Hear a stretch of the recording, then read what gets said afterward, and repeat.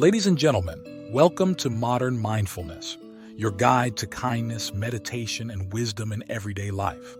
It's an honor to join you as we explore the profound insights of ancient wisdom and how it can guide us in living a life full of happiness, purpose, and joy. Today we will journey through the thoughts of four remarkable philosophers: Zhuangzi, Antisthenes, Epicurus, and John Stuart Mill. These great minds have traversed the same questions we face. How do we live a happy life? How do we find joy amidst the chaos? Let's dive into their wisdom and uncover timeless truths that resonate across the ages. But before we do, please like, comment, and subscribe to this channel. It means a lot to me and will help more people like you find the valuable content here. First, let's turn our gaze to Zhuangzi, a luminary in Taoist philosophy. Zhuangzi teaches us about living harmoniously with the Tao, the underlying order of the cosmos. He invites us to embrace spontaneity, but not the impulsive kind we often associate with the word. Zhuangzi's spontaneity is about becoming so attuned to our actions that they flow naturally and effortlessly, like the skilled butcher who no longer needs to think about his movements. Imagine being so immersed in your studies, your hobbies, or even your daily tasks that you reach a state of effortless action. This isn't about rushing through life impulsively. It's about training ourselves to act instinctively, aligning our actions with the natural flow of life. Zhuangzi reminds us that joy can be found in the mundane when we learn to perceive the world from diverse perspectives and understand our connection to everything around us. Though we know little about Zhuangzi's personal life, his writings reflect a profound mastery of spontaneity and a deep understanding of our interconnectedness. By embodying these principles, we can navigate life with grace, finding joy in the journey rather than just the destination.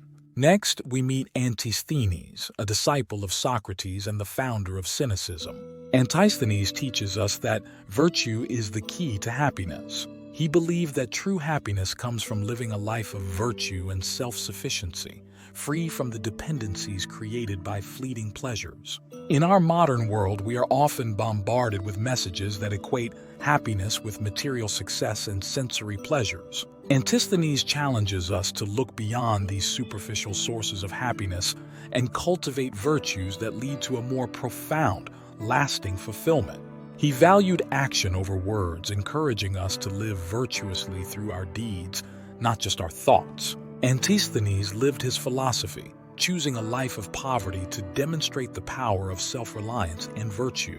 While his approach may seem extreme, we can draw valuable lessons from his teachings. By focusing on developing virtues such as integrity, courage, and wisdom, we can build a foundation for true happiness that withstands the test of time.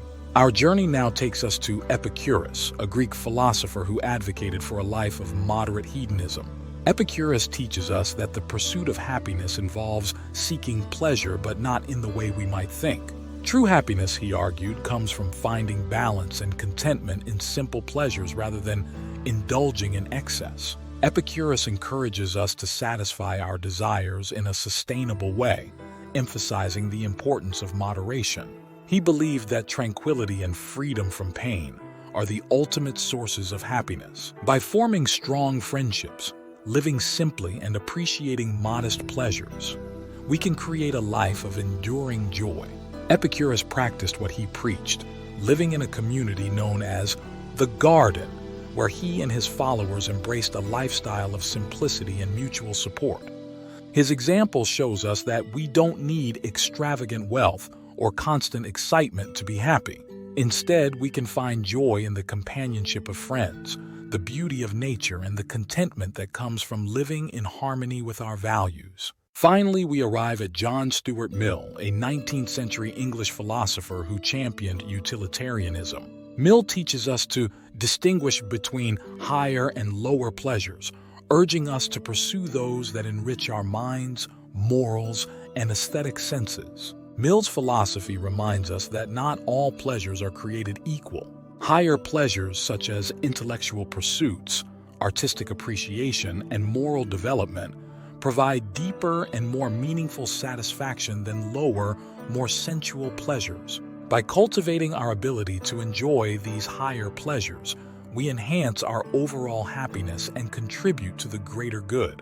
Mill's own life reflected his dedication to higher pleasures. He found joy in reading poetry, engaging in thoughtful correspondence, and advocating for social reforms.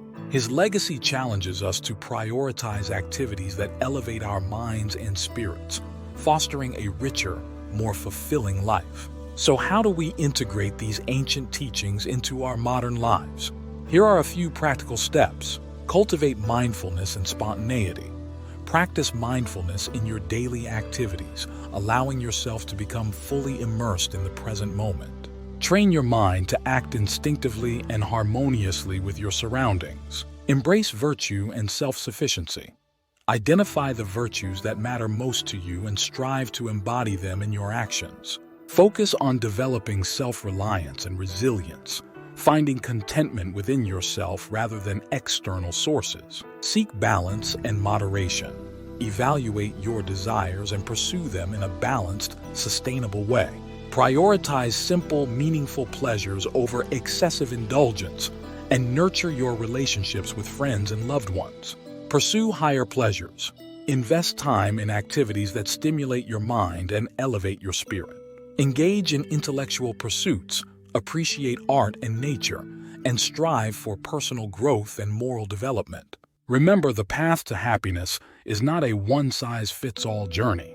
Each of us must find our own way, guided by the wisdom of those who came before us and our own work to cultivate mindfulness from day to day. By integrating the teachings of Zhuangzi, Antisthenes, Epicurus, and John Stuart Mill into our lives, we can create a life of joy, purpose, and fulfillment. In closing, let us embrace the wisdom of these great philosophers and apply it to our modern lives. Let us seek joy in the journey, cultivate virtues that sustain us, and pursue pleasures that elevate our minds and spirits. Together, we can create a world where happiness is not just a fleeting emotion, but a lasting state of being. Thank you.